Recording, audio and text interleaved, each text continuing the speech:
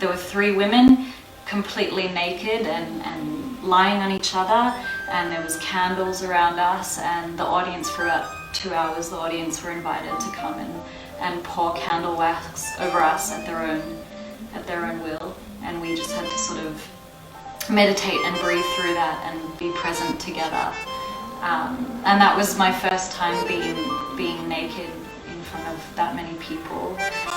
It was my first time playing with wax, and yeah, it was super cathartic and amazing. Like, I went to this foot workshop. It was really not in my radar, but I thought I'd just do it. And then I was surprised. I discovered there is something to this. Because at first I thought, who would want to do that? But then when I actually did it, oh my God, there's something in it, you know? And I said, I want to be genuinely surprised. And one of the people who played with me made sure I was genuinely surprised, took me to my edge, and that was amazing. I mean, it was confronting while it was happening, but afterwards, there was this kind of release that, oh yeah, I went through that. It changed me. Like, if I can go through that, then maybe I can go to the next edge, you know. In one of Peter's workshops about fear, and being kind of forced to confront some fears in front of everyone, which is completely not what I like doing, being put on the spot.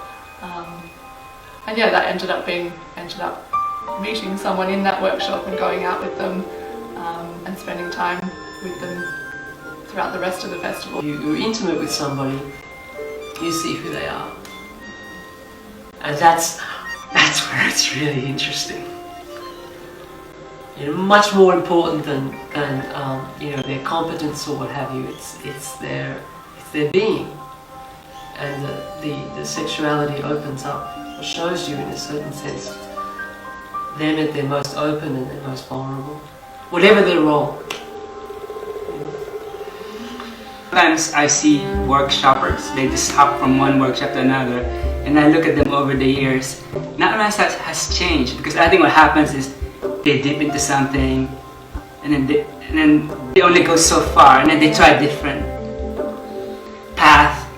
So there are a lot of little paths, but they haven't really broken through the hard bit, because I think there's always a hard bit when you're learning something, and if you don't cross that, you never get to enjoy it. It's a bit like learning to play an instrument. It's so hard to just learn the scales, but if you don't learn the scales, you couldn't improvise. And really being able to push myself to do things that I can actually be quite uncomfortable with, which is less so about sexuality actually, and more around talking to people or talking in front of people, or running workshops, and that's been really amazing to have more opportunities to push myself out of my comfort zone as well.